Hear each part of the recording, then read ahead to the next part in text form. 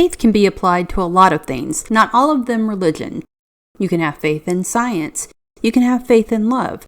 You can have faith in your favorite baseball team that is going to win the World Series.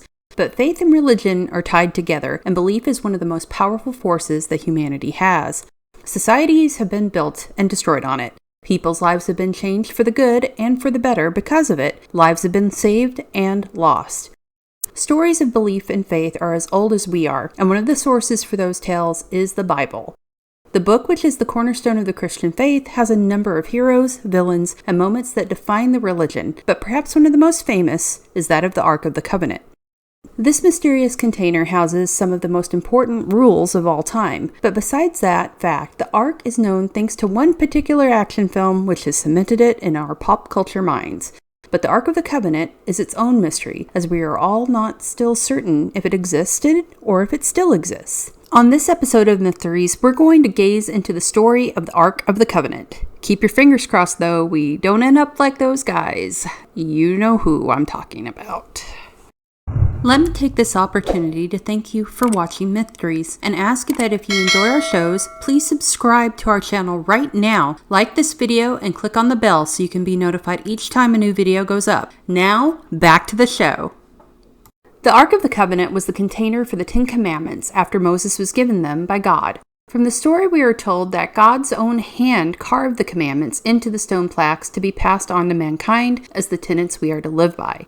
Moses was also given an exact design on how to build the ark, which is also detailed in Exodus. The size is 2.5 cubits in length, 1.5 in breadth, and 1.5 in height, approximately 131 by 79 by 79 centimeters, or 52 by 31 and 31 inches, and made of acacia wood. It is to be gilded in gold with poles to carry it. On the top are 2 cherubim, angels on the top. The Ark has a long history of being taken by different sides of battles in the Bible, and it's not necessarily a good luck charm for whatever side is carrying it. But the Ark, per the stories, did help the Israelites on their journey. According to that incident, the water of the River Jordan cleared the way for them to cross into their promised land. The water moved away from their feet as the container was carried. The Ark appears in other parts of the Bible, and usually in these cases, things are, again, not peaceful. One well-known story is the falling of the walls of Jericho, where for 7 days the Israelites sieged the city until the walls fell down while they brandished the ark. Within the history as well is the possibility of there being 2 arks that were built. One, the golden image we see when we think of the ark, but another that was made of wood and far less opulent. This was done during the time God grew angry with the worship of the golden calf, and when Moses smashed the tablets into pieces.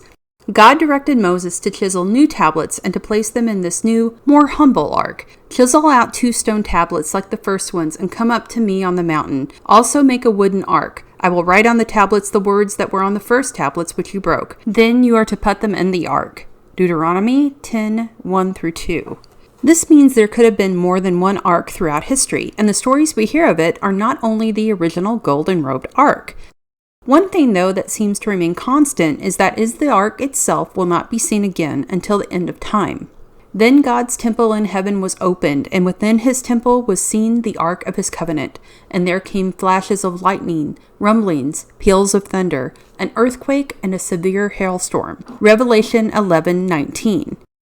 This is similar to a tale in the Quran, which also states the ark will remain hidden until God gathers his followers. In 2014, an ancient Hebrew text dubbed Treatise of the Vessels also stated, again, the ark shall not be revealed until the day of the coming of the Messiah, son of David. The ark itself has been debated if it actually ever existed. There are many who simply believe it to be a story, but even more who consider it to have existed and still exist to this day. The ark disappeared about 2,000 years ago out of history and story. It happened while it was being stored in the Temple of Jerusalem when the Babylonians conquered the Israelites. Many thought it to be destroyed, but the theory of more than one ark adds fuel to the fire of belief that the ark survived. Whether there are multiple arks or not, what is known is that according to stories currently making the rounds, the ark is actually in Ethiopia and has been there since the attack by the Babylonians. According to the story, Levitical priests snuck the ark out of the city during the battle and brought it to the town of Axum. According to the reports, the ark is there, not in some giant warehouse as Spielberg and Lucas would have you believe. It resides in the St. Mary of Zion Cathedral, and only one person is ever allowed near it. It's debatable if he even gets to look at it. The monk, called the guardian, is the ark's caretaker. No one in the church has ever been allowed in to see the fabled ark or had an opportunity to actually verify if it was real or test its age. I have a theory, though, that might be the reason why no one is allowed near it, if it's true. I've always been fascinated, even as a teenager, about how certain things in the Bible sounded so similar to modern technology. How Jonah could somehow in the whale see outside of it. Sounds like windows in a submarine. How the description of angels coming to man and men seeing their own faces reflected back sounds like a helmet. There's also the description of Lot's wife when she turns back to the destruction of Sodom and Gomorrah. The way she turns into what is assumed to be a pillar of salt. But for anyone who has seen the destruction and blast from a nuclear bomb and what it does to bodies, it makes you wonder just how the sinful cities were smited, and that the unlucky woman may have delayed herself enough to be caught in the blast radius. So this brings me to the ark. The tablets which were described as being carved by the finger of God. When Moses returned back to his people while holding these tablets, they described him as changed.